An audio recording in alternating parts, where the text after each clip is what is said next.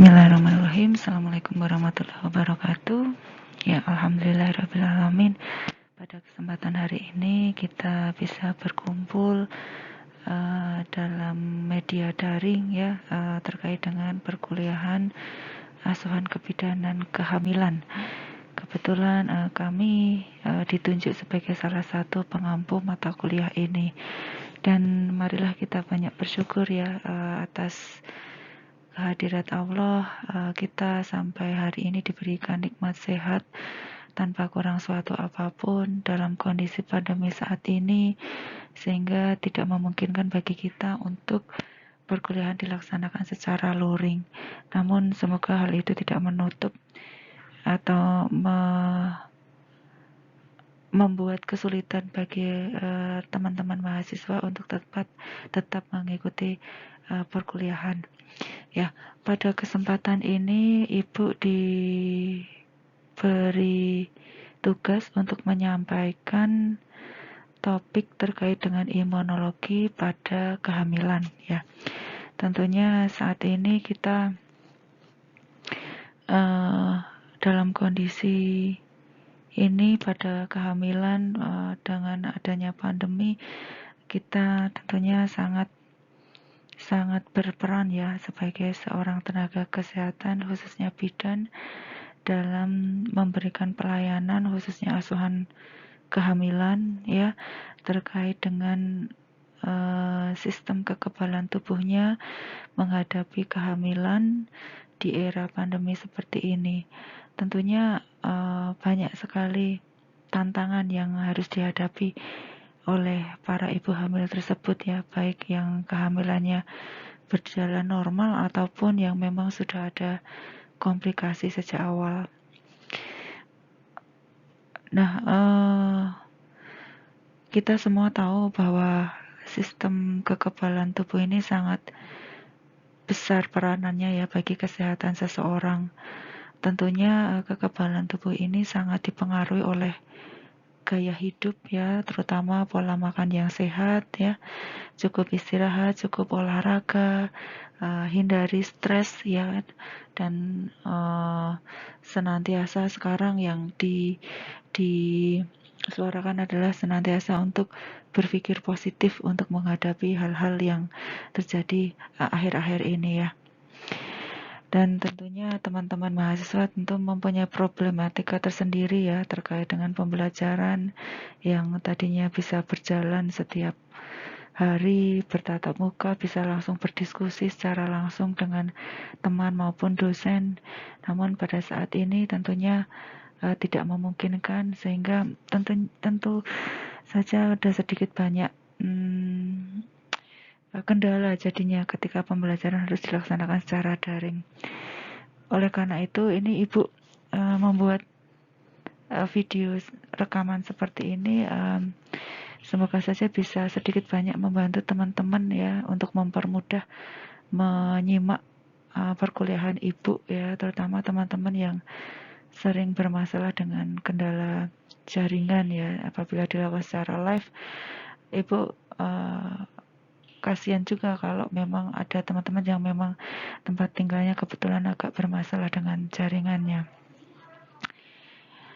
Dan kembali lagi ke imunologi tadi ya, prinsipnya kondisi sistem kekebalan tubuh seseorang itu akan menentukan kualitas hidupnya. Karena di dalam tubuh yang sehat pasti terdapat sistem kekebalan tubuh yang kuat, sehingga daya tahan tubuhnya terhadap penyakit juga lebih kuat pula ya. Dan tentunya kalau pada ibu hamil ya, bayi yang dia kandung itu juga mendapatkan kekebalan tubuh ya dari ibunya ya, terutama plasenta akan sangat melindungi bayi tersebut dari paparan-paparan penyakit yang bahkan penyakit itu sedang diidap oleh si ibu, karena perlindungan dari plasenta itu sehingga si janin yang dikandung itu tidak tertular penyakit si ibu. Ya, dan nantinya pada saat bayi itu lahir tentunya juga akan mendapatkan kekebalan tubuh yang lain dengan cara yang lain, yaitu yang sering kita dengar dengan istilah kolostrum ya. Pada hari-hari pertama biasanya kandungan kolostrum dalam ASI ibu itu sangat tinggi ya, yang kita semua tahu mengandung antibodi yang sangat tinggi ya, yang bermanfaat untuk melindungi si bayi itu menghadapi masa transisi dari yang sebelumnya dilindungi oleh plasenta, selaput ketuban dan sebagainya. Dia harus lahir di dunia dan harus benar-benar mandiri, menjaga tubuhnya ya, segala macamnya beradaptasi. Dengan adanya kolostrum akan sedikit banyak membantu si bayi tersebut terhindar dari infeksi atau penyakit. Nah, kita langsung saja ke slide berikutnya ya. Nah, untuk slide berikutnya ya, terkait dengan imunitas itu sendiri ya, imunitas atau sering kita sebut dengan kekebalan atau antibodi ya, yaitu merupakan sistem mekanisme pada organisme ya. Kita ini termasuk organisme ya, yang melindungi tubuh terhadap pengaruh biologis luar, yaitu dengan cara mengidentifikasi kemudian membunuh patogen atau antigen yang masuk ke dalam tubuh organisme tersebut ya, atau pada individu tersebut. Nah, sistem ini bisa mendeteksi berbagai macam pengaruh biologis ya dari luar tubuh kita.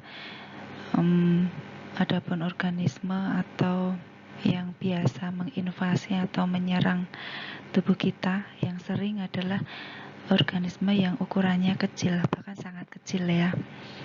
Ya seperti bakteri ya, cacing, parasit, jamur ya, atau bahkan virus ya. Virus yang paling kecil pun ya, itu bisa menimbulkan penyakit di dalam tubuh kita apabila dia mengganggu sistem metabolisme di dalam tubuh kita. Seperti saat ini ya, COVID itu kan juga salah satu jenis virus ya. Ya, itu juga bisa ternyata sangat berbahaya bagi sistem metabolisme tubuh si individu tersebut ya.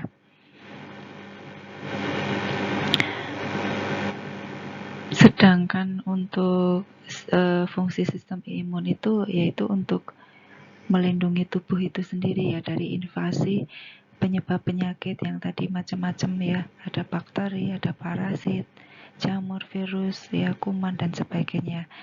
Yaitu dengan cara mengenali ya, kemudian menghancurkan atau menghilangkan mikroorganisme atau substansi asing tersebut yang berhasil masuk ke dalam tubuh kita.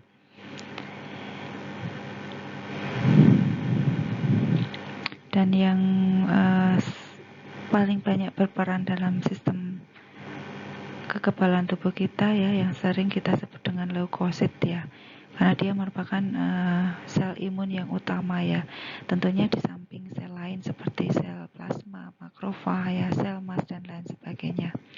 Tapi leukosit yang paling banyak berperan.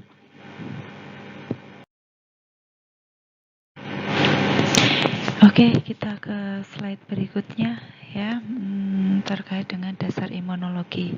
Jadi sebelum kita masuk ke topik yang spesifik kaitannya dengan imunologi pada kehamilan ya, tidak ada salahnya kita sedikit mengulas terkait dengan dasar imunologi ya.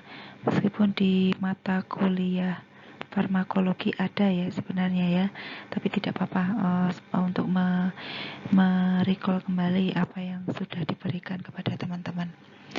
Ya, jadi ada banyak sistem imun yang ada di dalam tubuh kita ya. Ibaratnya benteng pertahanannya itu berlapis-lapis ya. Tidak hanya satu lapis tapi banyak lapis ya. Baik dari pertahanan atau sistem imun yang non spesifik sampai dengan yang spesifik ya. Dan hal itu merupakan sistem imun ini merupakan pertahanan tubuh yang terdepan melawan mikroorganisme. Jadi pertama kali pasti yang akan bergerak maju itu adalah yang non spesifik dulu ya. Jadi yang umum dulu ya, dan disebut non non-spesifik ini karena tidak ditujukan terhadap mikroorganisme tertentu ya, jadi tidak spesifik ya. Untuk yang non-spesifik itu sendiri itu terbagi menjadi fisik, larut, dan seluler ya, seperti pada tabel di slide ini ya. Untuk yang fisik atau mekanik ini ya, yang bisa kita lihat ya, karena wujudnya tampak ya, terlihat dengan kasat mata ya, bisa kita perhatikan secara langsung ya. Yang paling utama melindungi tubuh kita itu adalah kulit ya. Kulit tubuh kita itu kan menyelubungi tubuh kita ya, hampir 100% tubuh kita ya, 90% lebih lah itu diselimuti oleh kulit ya. Jadi kulit itu ternyata mempunyai fungsi ya sebagai salah satu pertahanan tubuh kita, tentunya yang non spesifik tadi ya. Jadi bisa dibayangkan kalau misalnya kita luka ya, misalnya teriris benda tajam gitu kan, berarti kan susunan dari kulit kita itu mengalami kerusakan sehingga akan mudah terjadi infeksi ya. Jadi begitu pentingnya ya kulit itu melindungi tubuh kita, karena seperti yang kita ketahui di lingkungan kita ini penuh dengan organisme ya, yang kecil-kecil tadi ya, yang virus, yang bakteri dan sebagainya itu di sekitar kita itu penuh dengan mikroorganisme itu. Nah, salah satu yang sangat berperan melindungi kita adalah kulit tadi ya. Kemudian selain kulit itu ada selaput lendir ya. Selaput lendir itu mukosa di mulut ya, di hidung ya, bahkan di telinga itu ada mukosanya ya, ada yang berwarna coklat. Itu sebenarnya itu adalah salah satu mekanisme pertahanan tubuh kita dari benda asing atau mikroorganisme ya. Kemudian di organ genitalia kita pun sendiri juga ada lendir ya. Lendir di daerah vulva itu juga ternyata salah satu fungsinya adalah sebagai barier terhadap adanya mikroorganisme yang tentunya yang merugikan ya. Kemudian selain itu ada silia, saluran pernafasan ya. Di saluran pernafasan kita ya, di rongga hidung itu ada banyak silia, ada rambut-rambut kecil-kecil, itu juga sebagai barier supaya benda asing itu tidak masuk ke dalam tubuh kita. Kemudian batuk, bersin itu juga ternyata ada fungsinya untuk mengeluarkan benda asing tadi ya. Jadi kalau kita bersin itu benar ya, kalau kita disuruh mengucap hamdalah kan, karena ternyata itu salah satu mekanisme pertahanan tubuh kita untuk mengeluarkan antigen atau benda asing itu ya.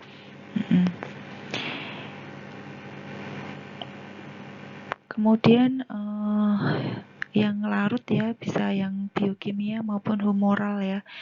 Kalau yang biokimia ya, ini merupakan banyak macam bisa dibaca di situ ya. Yang terutama merupakan bahan yang disekresi oleh mukosa dari saluran nafas ya. Di situ secara fisik bisa dilihat, secara kimiawi pun bisa dicek ya. Jadi bahan-bahan itu, zat itu disekresi oleh mukosa, terutama dari saluran nafas ya kan. Kemudian kelenjar sebasia di permukaan kulit ini kan, kalau di mikroskop ada kelenjar-kelenjarnya yang fungsinya salah satunya adalah selain melembabkan juga untuk mekanisme pertahanan diri. Di telinga ya kan, di telinga itu ada sekret ya, itu juga fungsinya untuk melindungi dari benda asing ya, binatang itu kan juga karena zat sekret itu, binatang kecil itu tidak mau masuk ke dalam ya. Kalaupun dia masuk biasanya dia akan mati gitu kan. Selain itu juga bahan-bahan tersebut berperan dalam pertahanan tubuh secara biokimiawi. Yang lainnya adalah asam HCl ya asam atau asam lambung yang ada di cairan lambung. Itu juga ternyata berfungsi untuk membunuh apabila pada saat kita makan kuman yang ikut masuk nggak sengaja, ya paling tidak akan dimatikan oleh cairan lambung yang ada di lambung kita, ya. Namun ini juga hati-hati pada orang-orang tertentu, ya, yang punya penyakit gastritis, ya. Kadang asam lambung yang diproduksi terlalu berlebihan justru mengiritasi lambung, ya, yang akhirnya menyebabkan nyeri itu tadi, ya, penyakit gastritis atau yang sering disebut dengan MAH. Kemudian selain itu juga ada lisosim, ya, yang ada di dalam keringat, ya, di dalam ludah, air mata, ya. Bahkan di air susu itu juga ada zat yang bisa melindungi kita dari bakteri atau dari kuman, ya. Itu sehingga bisa sebagai salah satu pertahanan tubuh pada bayi pada saat menyusu, ya, sehingga tidak mudah terkena penyakit, ya, penyakit infeksi seperti mencret, ya, diare, ya. Itu juga ada di situ.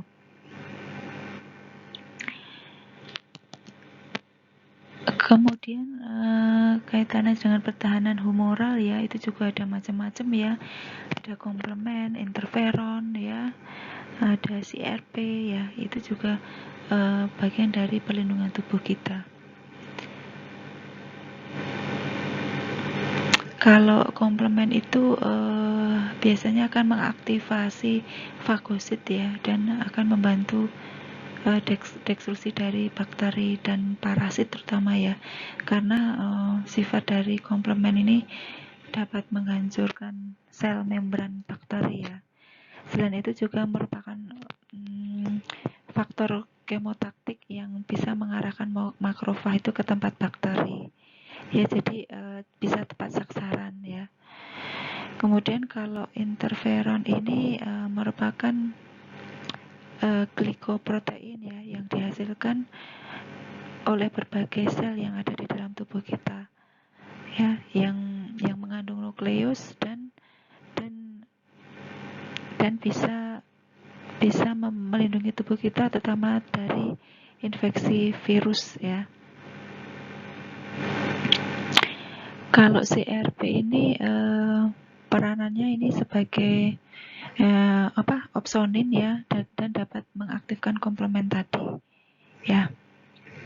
Selanjutnya mekanisme non-spesifik lainnya adalah yang seluler, ya.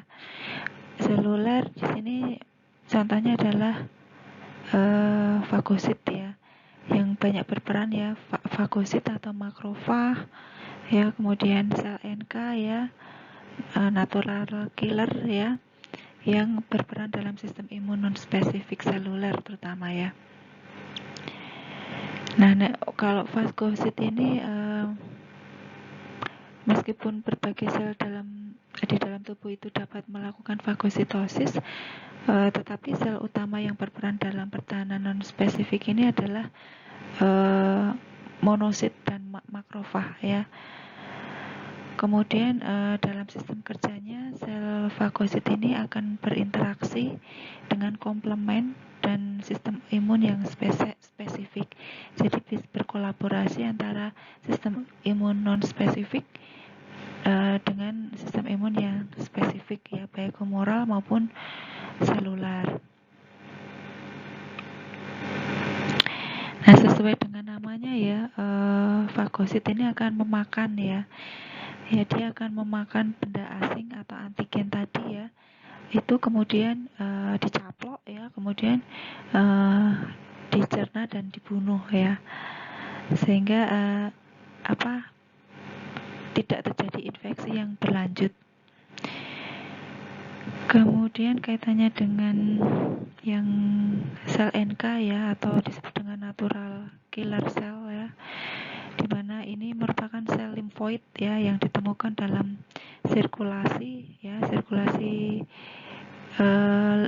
limfoid, ya, dan tidak mempunyai ciri sel limfoid dari sistem imun yang spesifik, ya, makanya sering disebut dengan sel non-B atau non-T, ya, atau sel populasi ketiga, ya.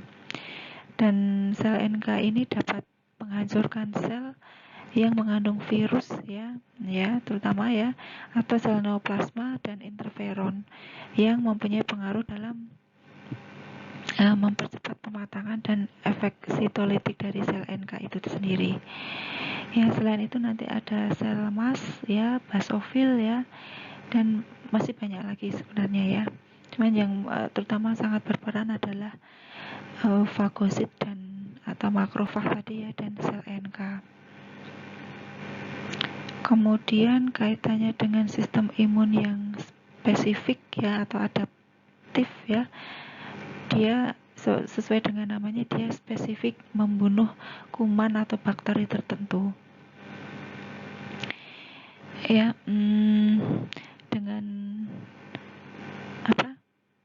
Dengan mempunyai kemampuan untuk mengenali benda asing, maka benda asing tersebut, terutama yang pertama kali muncul, itu akan dikenal oleh sistem imun spesifik, sehingga akan terjadi sensitiasi dari sel-sel imun tersebut. Jadi dia akan mulai mengenal ya benda asing tersebut, yang akan timbul memori untuk sel imun spesifik tersebut.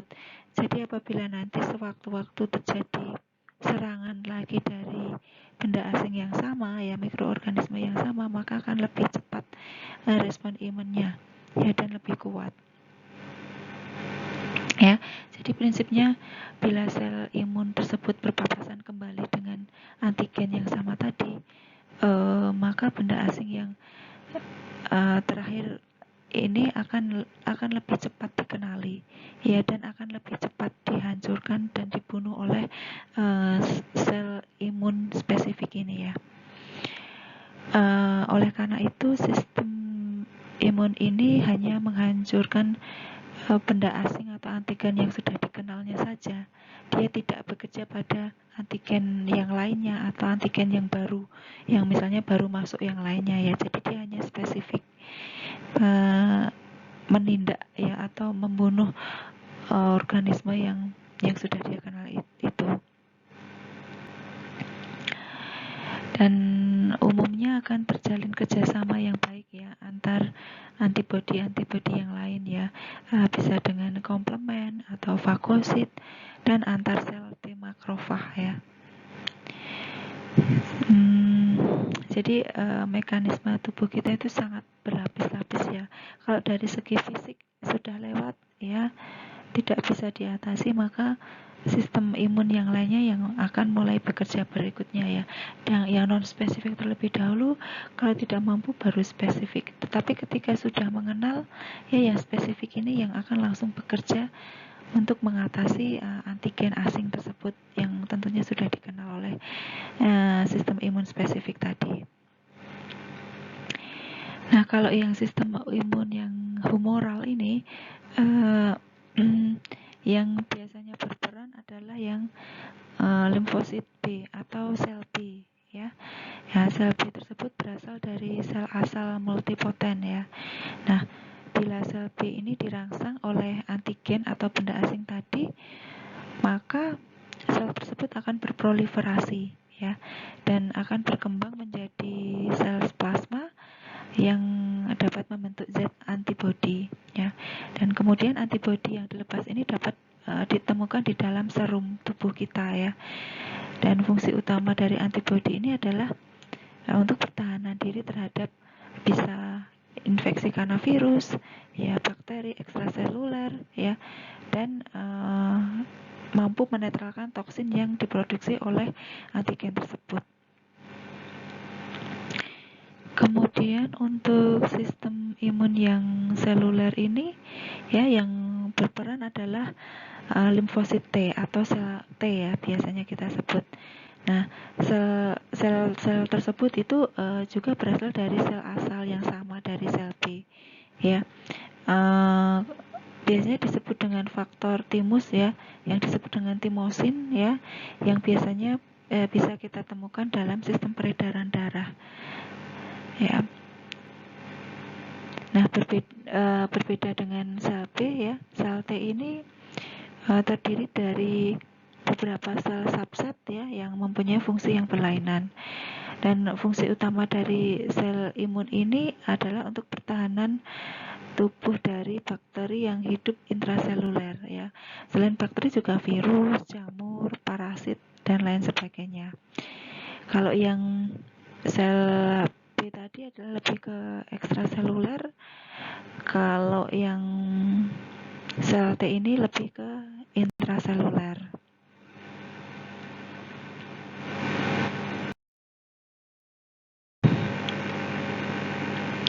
Oke, untuk slide berikutnya kaitannya masih berlanjut kaitannya dengan imunitas spesifik ya.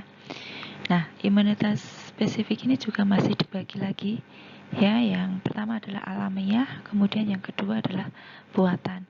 Mungkin teman-teman sudah sering mendengar dengan istilah imunitas alamiah maupun buatan ya.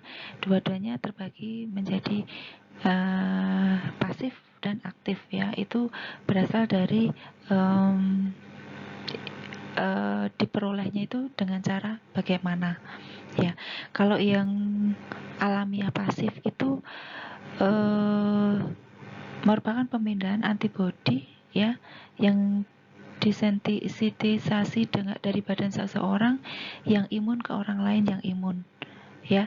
Misalnya kalau pada kasus kebidanan adalah pada janin ya, melalui plasenta ya, di situ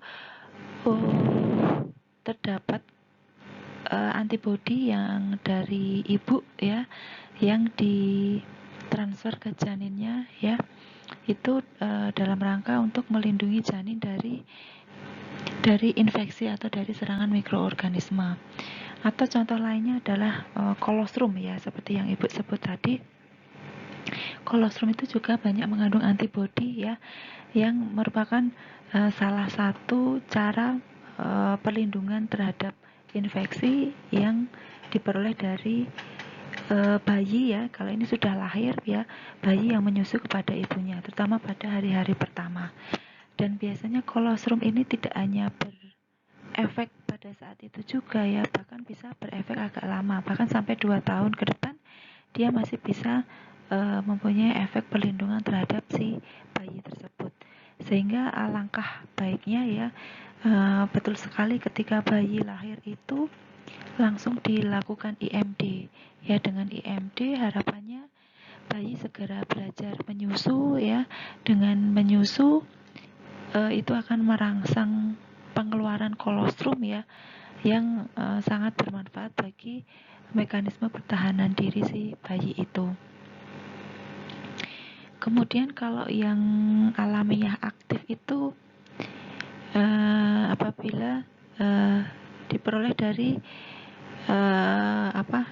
terjadinya infeksi ya. Jadi mikroorganisme itu yang secara alamiah masuk ke dalam tubuh kita dan akhirnya menimbulkan pembentukan antibodi ya, atau sel yang tersensitisasi tadi ya. Jadi secara alamiah ya, kita bisa saja terpapar oleh mikroorganisme ya, sehingga menimbulkan kekebalan tubuh secara alamiah aktif ya, karena tubuh kita membentuk antibodi secara mandiri ya terhadap adanya infeksi dari luar tadi. Kemudian kalau yang buatan pasif ya, ini sering kita kenal dengan imunisasi ya. Kalau yang kalau yang bukan imunisasi tapi yang pemberian serum atau ATS ya, contohnya pada ATS ya, anti tetanus serum ya, itu kan juga merupakan mekanisme pemberian imunitas secara buatan tapi pasif ya. Terus misalnya pada orang yang digigit ular ya, kita suntik dengan obat atau serum ya, yang bisa untuk menetralkan racun dari gigitan ular tersebut.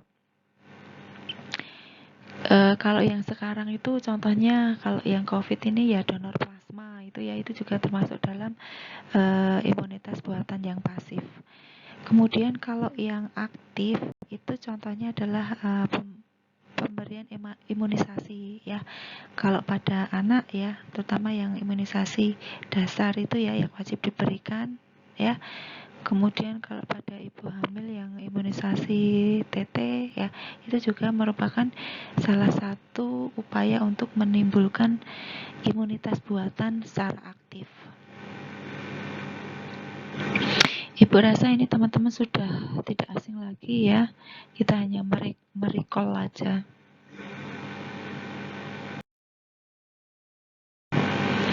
Oke, di slide berikutnya ya. Di sini teman-teman bisa melihat ya, ada gambar penampang ya. Proses pembuahan sampai dengan proses implantasi ya. Ya, di sini Anda bisa melihat ya, dari sejak pertumbuhan folikel ya, dari folikel primordial sampai dengan dia folikel degraf ya, matang, yang akhirnya mengalami ovulasi ya, kemudian dia ditangkap oleh fimbria ya, fimbria yang ada di ampula ya. Kemudian di situ di ampula dia akan bertemu dengan sperma ya, atau terjadilah pembuahan di situ, fertilisasi ya. Nah, biasanya itu terjadi pada saat ovulasi yang kurang lebih 14 sampai 15 hari ya sebelum mens yang haid yang akan datang ya. Kalau kita hitung ya, karena rata-rata usia corpus luteum ya, kalau kita ingat hanya sekitar 14 hari, sehingga biasanya kalau tidak ada pembuahan ya, maka 14 hari setelah adanya ovulasi akan terjadi menstruasi atau peluruhan dinding endometrium ya. Nah, nanti kalau ternyata ada pembuahan ya di situ ya, ada pembuahan atau fertilisasi, maka akan terbentuk zigot ya, yang lama-lama berkembang ya menjadi morula ya, blastosit ya, dan seterusnya. Nah, pada proses tersebut ya terjadi pembelahan yang pesat, termasuk pembelahan sel yang semakin banyak dan semakin membesar ya sel-selnya itu. Nah, di sini juga cukup rawan ya apabila terjadi pembelahan yang terlalu drastis atau memang ada kelainan pada daerah tuba ya, sehingga tubanya menyempit. Nah, biasanya di sini risiko terjadi KET ya, atau kehamilan ektopik terganggu juga meningkat ya pada masa-masa ini ya. Nah, karena terjadi pembuahan, maka corpus luteum yang tadinya umurnya hanya 14 hari ya, dia akan diperpanjang ya.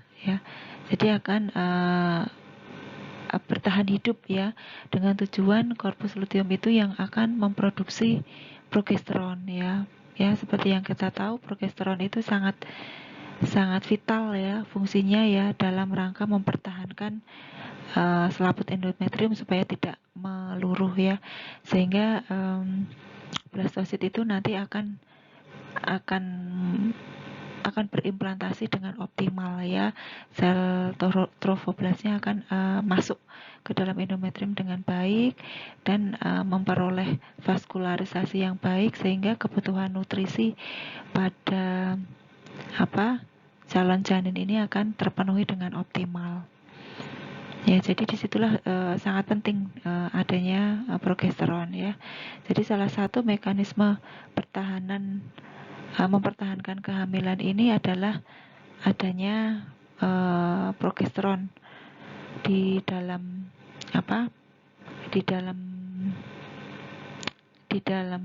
sistem metabolisme ya. Kemudian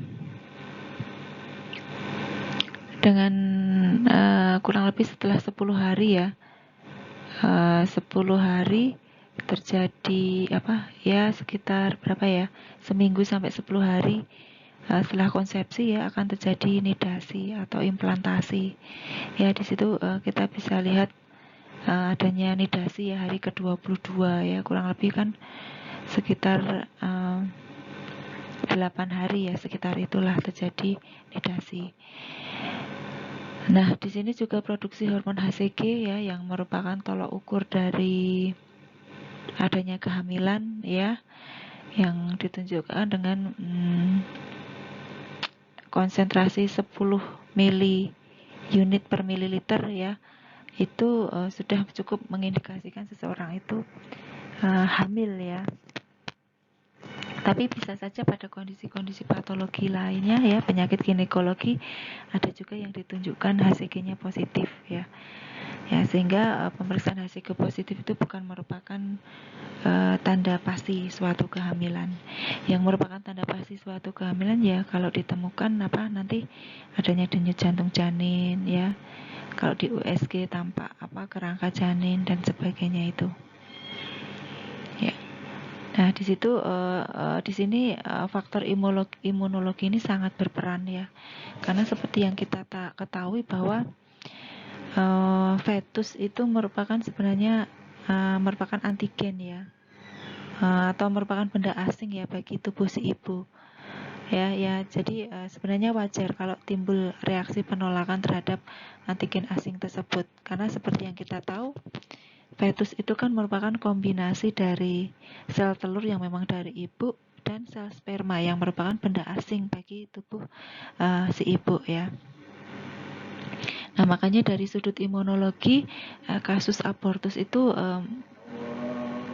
salah satunya merupakan reaksi tubuh ibu dalam menolak fetus yang merupakan benda asing ya. Yang menjadi pertanyaan adalah mengapa benda asing atau antigen asing ini bisa bertahan di dalam kandungan ibu yang cukup lama ya, kurang lebih selama 9-10 bulan ya. Nah, ada mekanisme apa yang menghambat proses penolakan tersebut ya? Dan apakah pada proses persalinan itu merupakan suatu proses penolakan fetus karena mekanisme yang menghambat proses penolakan itu sudah lepas kontrol ya.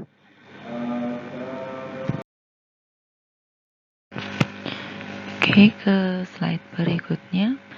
Seperti yang Ibu sampaikan di depan ya, bahwa fertilisasi itu merupakan peleburan ya, atau penyatuan ya dari satu sel sperma dan satu sel oocyte yang selanjutnya akan berkembang menjadi zigot ya. Pada proses ini antigen dari membran spermatozoa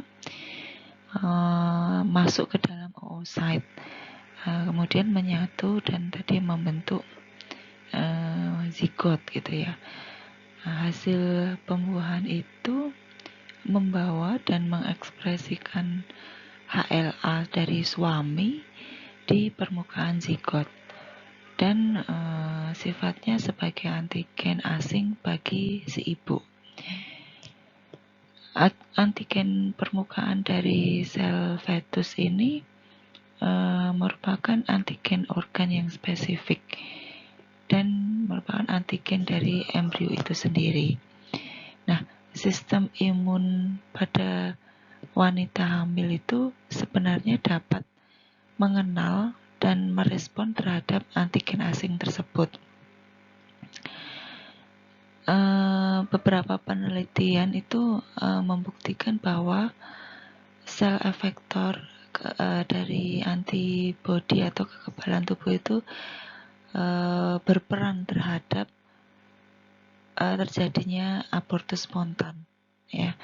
Jadi misalnya pada sistem imun non spesifik ibu ya, yang seperti kita tahu salah satunya adalah sel NK atau natural killer. Yang lainnya juga seperti makrofag itu bisa mengenali jaringan embrio itu sebagai suatu antigen asing. Nah, penelitian menunjukkan bahwa serum pada wanita dengan riwayat abortus itu bisa sebagai indikator ya bahwa antibodinya itu sebenarnya melakukan penolakan terhadap antigen tersebut ya. Pada wanita tersebut yang dengan riwayat abortus itu, apabila diimunisasi dengan limfosit dari suaminya, maka akan merangsang pembentukan blocking antibody yang kedepannya bisa berfungsi mencegah terjadinya abortus. Sehingga dengan imunisasi limfosit si suami itu bisa membentuk antibodi awal yang apabila nanti terjadi kehamilan maka akan sudah mengenali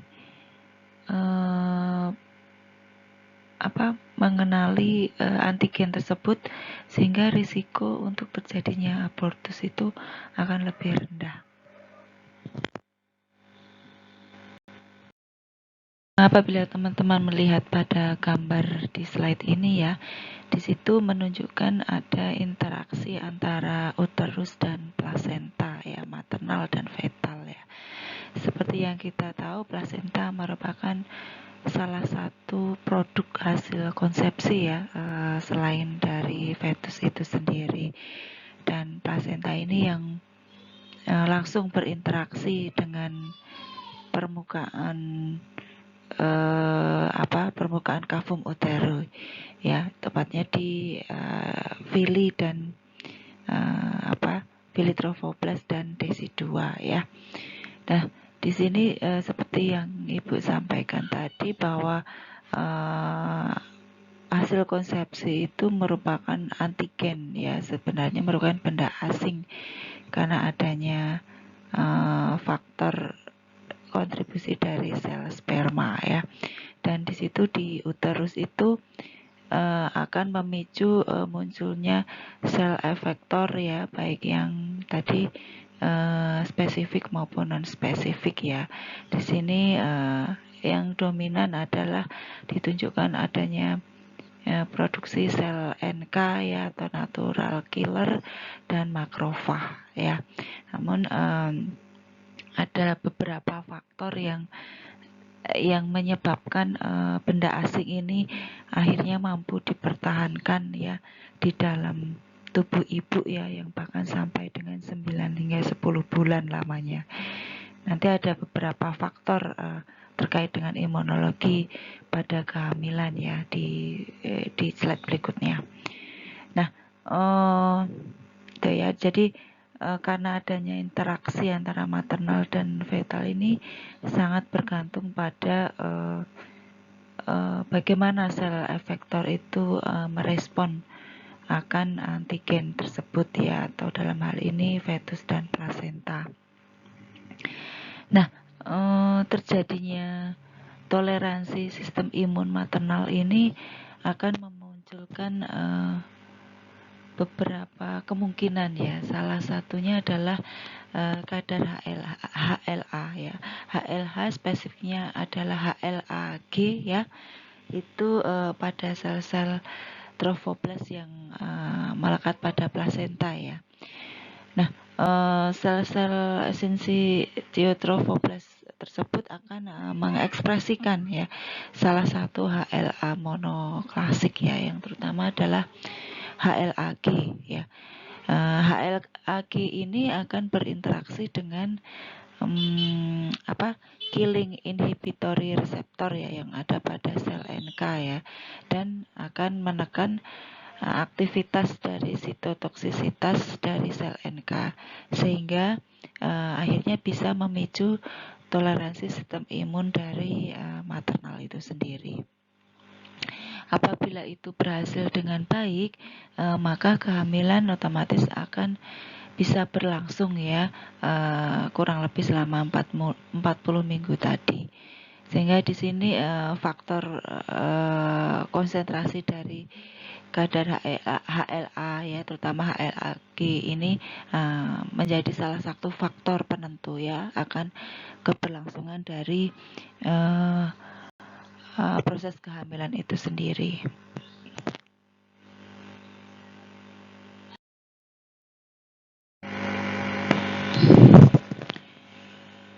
Ya, pada hasil patologi dari sel-sel jaringan abortus spontan tadi ya, kalau kita cek PA-nya terutama pada kehamilan trimester pertama menunjukkan adanya gambaran infiltrasi dari limfosit ke dalam villi dan desi2, sehingga gambaran tersebut menunjukkan adanya reaksi penolakan pada antigen atau fetus itu, baik karena mekanisme dari sel efektor yang spesifik maupun sel imun yang non-spesifik ya.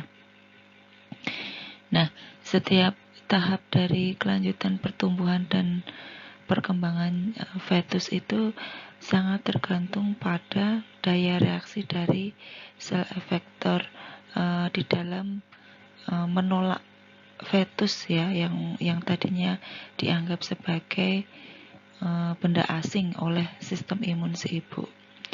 Sehingga kita mengetahui bahwa kelangsungan kehamilan itu terkait dengan imunologi ya, itu tergantung pada yang pertama, apakah sistem imun ibu itu tidak mengidentifikasi dan tidak mendeteksi fetus sebagai benda asing, sehingga fetus itu akan diterima di dalam tubuh ibu ya, yang sejatinya merupakan peleburan dari sel sperma yang merupakan benda asing tadi. Kemudian yang kedua tergantung pada tidak terjadinya akumulasi sel efektor di tempat implantasi, sehingga meskipun tadi di pemeriksaan PA patologi anatomi itu menunjukkan adanya sel efektor ya di daerah villi dan desi2 ya, di daerah implantasi, tetapi apabila tidak terjadi akumulasi atau produksi yang berlebihan, maka kehamilan bisa tetap berlangsung. Kemudian yang ketiga itu, apakah mekanisme sel efektor itu dari si ibu itu gagal menghancurkan fetus atau tidak ya. Jadi tadi meskipun ada, tetapi tidak dia sel efektor atau sel imun ibu itu ya, baik yang spesifik maupun non spesifik itu tidak sampai merusak dari fetus, termasuk plasenta yang sejatinya sebagai sumber nutrisi si fetus ke depannya ya. Kemudian kehamilan juga bisa tetap berlangsung apabila lingkungannya itu bisa melindungi ya, dan aktif menekan sel efektor ya, baik kekebalan yang spesifik maupun non spesifik ya. Jadi lingkungannya tentunya lingkungan kavum uteri ya, tempat implantasinya itu mendukung. Dan yang terakhir adalah kadar estrogen dan progesteron ya, yang tentunya mendukung adanya proses kehamilan.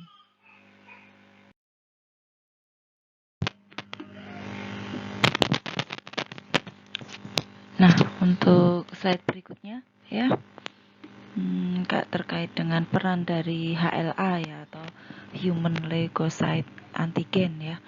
Ini merupakan tadi salah satu faktor penentu dari keberhasilan keberlangsungan kehamilan itu ya. Nah, saat terjadi kontak awal ya antara sel-sel trofoblast ya, pada plasenta dengan endometrium ya, permukaan endometrium ibu. Nah, sistem imun ini terutamanya harus melakukan tugas yang cukup berat ya, karena di sisi lain dia harus merespon terhadap antigen yang lainnya, yang bukan hasil konsepsi ya, seperti antigen lain seperti bakteri, virus, atau yang lainnya. Tetapi di sisi lain dia harus mampu mentolerir hasil konsepsi ya, fetus, plasenta, dan sebagainya yang secara genetik juga berbeda asalnya dari ibu atau inangnya ya. Nah, di antara semua mekanisme yang akan memastikan toleransi fetal dan maternal, salah satunya adalah HLA ya. HLA ini yang dihasilkan oleh trofoblast ya, tampaknya begitu memegang peranan yang paling penting ya. Khususnya sitotrofoblast ya, bagian dari trofoblast yang menghasilkan HLA-G ya, yang paling berperan dibandingkan tipe HLA lainnya ya. Ya, kita tahu bahwa sitotrofoblast selain menghasilkan HLA-G ya, itu juga menghasilkan sedikit HLA-C, E, dan F ya, yang tipe non-klasik ya. Nah, seperti yang kita lihat di klasifikasi ini ya, berdasarkan struktur dan fungsinya, HLA itu terdiri dari 2 kelas ya, kelas 1 dan kelas 2 ya. Kelas 1 atau sering kita sebut dengan klasik non klasik ya. Klasik itu 1A ya. Kalau yang non klasik itu istilah lainnya kelas 1B ya. Yang kelas 2 menjadi 1, tidak dikelaskan lagi. Nah, untuk kelas 1A atau yang klasik itu ya, ada HLA tipe A, B, dan C ya, yang fungsinya itu untuk mempresentasikan dari antigen kepada sel efektor ibu ya, khususnya di limfosit T ya. Nah, sedangkan kalau yang kelas 1B atau yang non klasik ini ya, ada HLA E, F, dan G terutama ya. Nah, tadi ya, HLA G perannya yang paling dominan menentukan keberhasilan keberlangsungan kehamilan ya.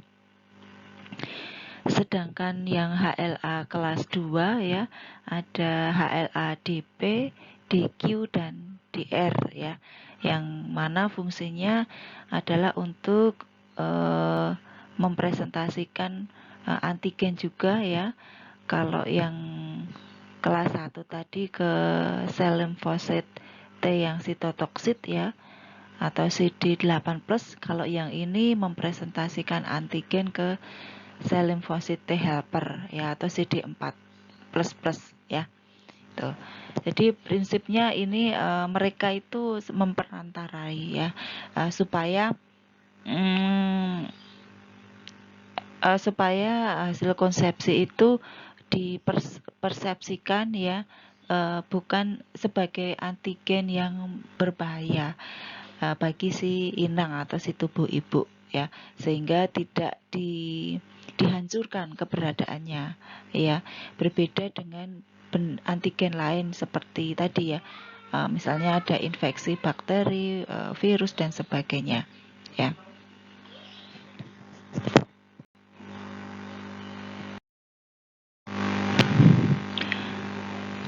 Yang perlu diketahui teman-teman ya, bahwa HLA-G ini hanya diekspresikan pada manusia ya.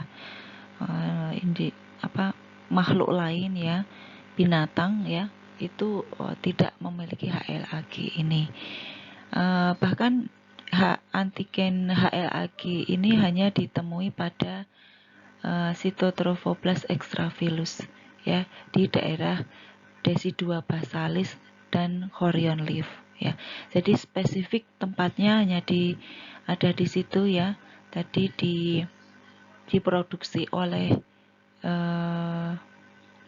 trophoblast ya yang ada di permukaan plasenta, tepatnya di Cytotrophoblast extravilus ya.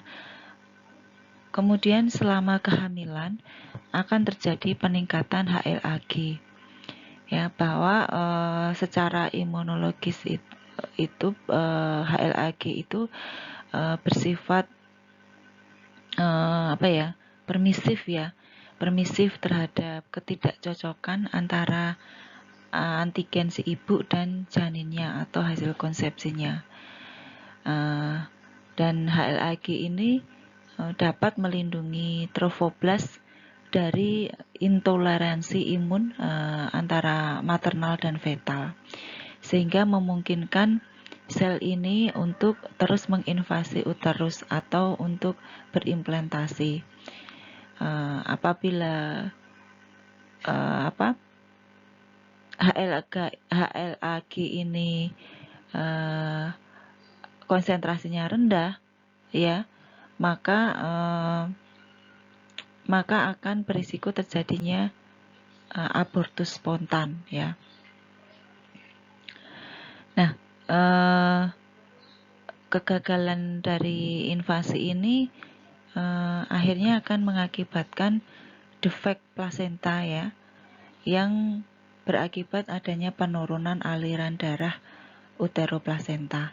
Ya, prinsipnya terutama pada trimester pertama ya, kadar HLA-G ini cukup tinggi ya, karena pada masa itu sedang terjadi proses invasi atau implantasi dari plasenta ke endometrium maternal ya, sehingga benar-benar terjadi adaptasi yang cukup besar ya, di mana dibutuhkan kemampuan dari sel efektor imun ibu ya, baik yang spesifik maupun non spesifik ya. Dia harus mampu membedakan bahwa antigen hasil konsepsi dengan antigen yang lainnya yang merusak tubuh ya, seperti infeksi bakteri, virus dan sebagainya. Jadi dibutuhkan mekanisme double ya yang bisa menyebabkan keberlangsungan kehamilan sekaligus mencegah adanya infeksi dari antigen lainnya.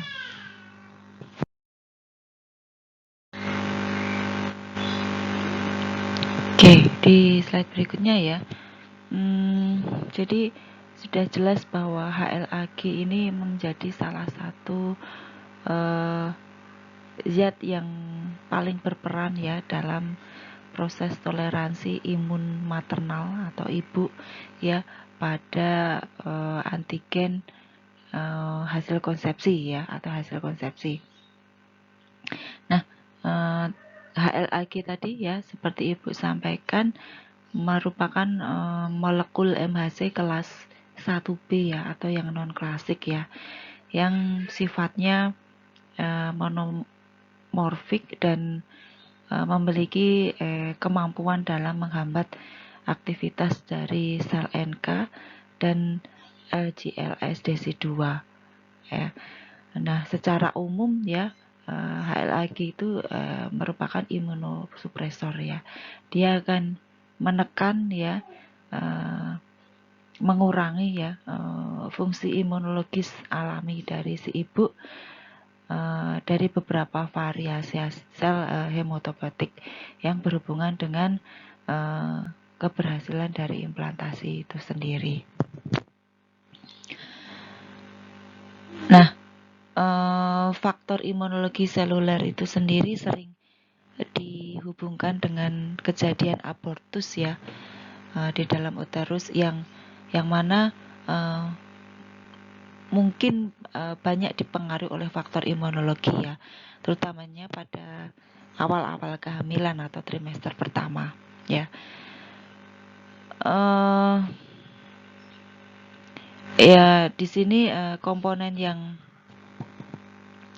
berkaitan dengan hubungan antara ibu dan hasil konsepsi, yaitu ya mekanisme dari afferent dan mekanisme efferent ya.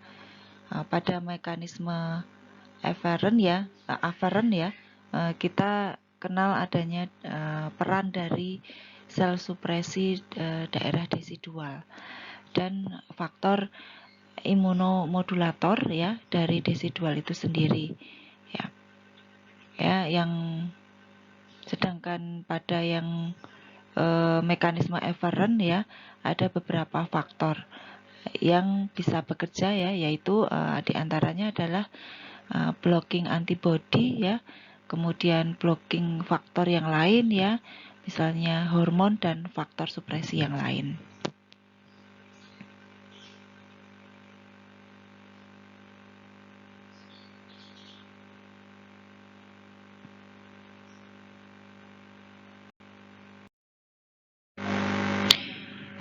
Ekspresi dari HLA-G ini pada kasus abortus ya, selain itu juga pada kasus preeklamsi dan IUGR ya, itu memang konsentrasi dari HLA-G ini memang cukup rendah ya.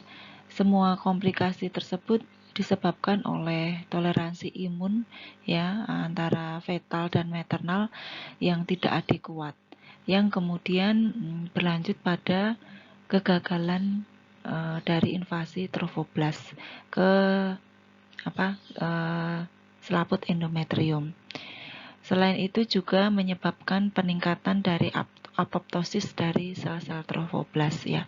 Apoptosis itu istilah lainnya adalah sel-selnya itu mengalami kematian ya. Sel-selnya itu tidak tumbuh dan berkembang ya, dia akan meregresi dirinya sendiri ya. Selain itu juga akan menyebabkan plasenta iskemi ya, karena sel-sel trofoblastnya itu mengalami apoptosis atau kematian ya, maka otomatis akan terjadi plasenta iskemi ya. Nah, dari situ cukup membuktikan bahwa HLA-G ini berperan dalam proses implantasi dan keberlangsungan kehamilan. Selain itu juga berperan dalam mengatur toleransi sistem imun antara fetal dan maternal itu sendiri.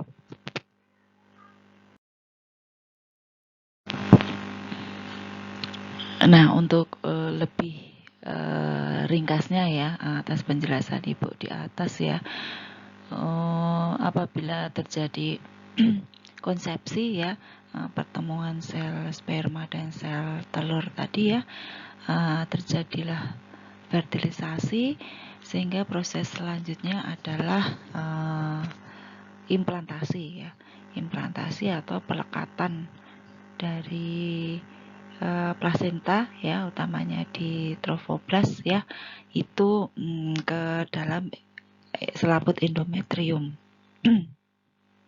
Nah,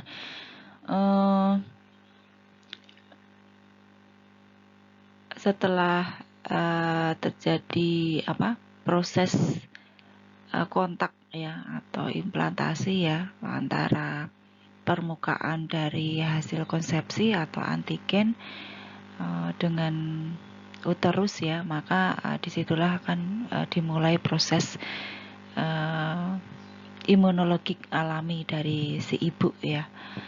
Nah, konseptus ini atau hasil konsepsi ini merupakan jaringan semialograf ya, yang utamanya membawa antigen dari ayah ya, apakah bisa diterima atau ditolak oleh si ibu.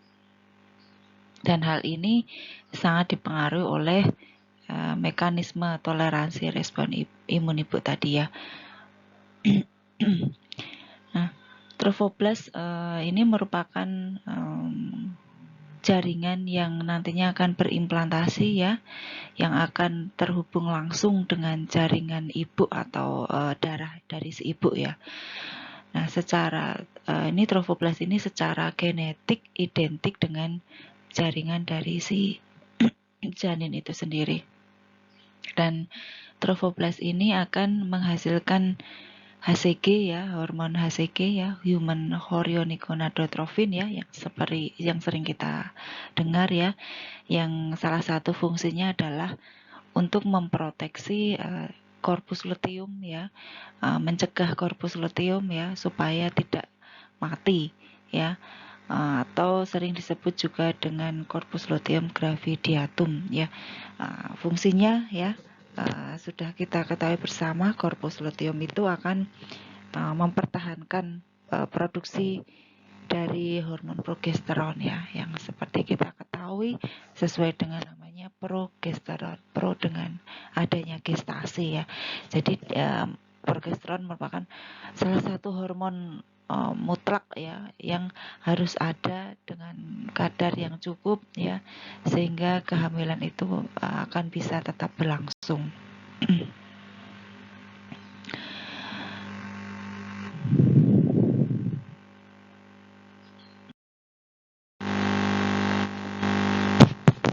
Nah, apabila secara genetik hasil konsepsi itu normal, maka seharusnya HLA-G yang diproduksi pun juga akan normal. Karena tadi kehamilan itu adalah sesuatu yang fisiologis ya, dan dibantu dengan adanya HLA-G itu tadi akan meningkatkan keberlangsungan kehamilan. Biasanya kalau secara genetik hasil konsepsi itu normal, maka seperti hukum alam ya, seleksi alam ya, maka akan bisa bertahan. Tetapi ketika hasil konsepsi itu ada faktor genetiknya tidak baik atau tidak normal, maka secara alamiah ya, seleksi alam juga akan dieliminasi dengan terjadinya abortus, yang salah satunya ditunjukkan dengan adanya kadar HLA-G yang rendah. Nah, apabila HLA-G-nya itu produksinya normal, sehingga akan terjadi toleransi antara maternal dan fetal ya, seperti yang Ibu jelaskan di slide sebelumnya ya. Kontak antara maternal dan fetal ya melalui plasenta itu, disitulah banyak diproduksi HLA-G. Namun ada faktor sel efektor lain ya, selain tadi sel NK dan makrofag ya, juga ada sel efektor lain yaitu TNF alpha ya. Nah, seperti yang kita ketahui, TNF alpha ini merupakan salah satu jenis sitokain ya, yang berperan dalam mekanisme terjadinya abortus ya, dengan cara menghambat invasi atau implantasi dari trofoblast ke permukaan desi2. Selain itu, TNF alpha ini juga bisa menurunkan fungsi dari endokrin dari trofoblast itu ya, sehingga akan berakibat penurunan pada ekspresi HLA-G juga ya. Sehingga ini juga menjadi PR tersendiri ya, TNF alpha ini. Nah, sel trofoblast pada kehamilan dengan abortus akan lebih peka pada terjadinya apoptosis, sehingga respon dari sitokain inflamasi akan meningkat sehingga dan hipoksia, sehingga akan meningkatkan risiko terjadinya abortus. Nah, seperti yang Ibu sampaikan tadi ya, apoptosis ini sel-selnya mati ya, atau bunuh diri ya, karena tadi kandungan dari HLA-G yang rendah ya, dan salah satu penyebabnya adalah TNF alpha yang tinggi.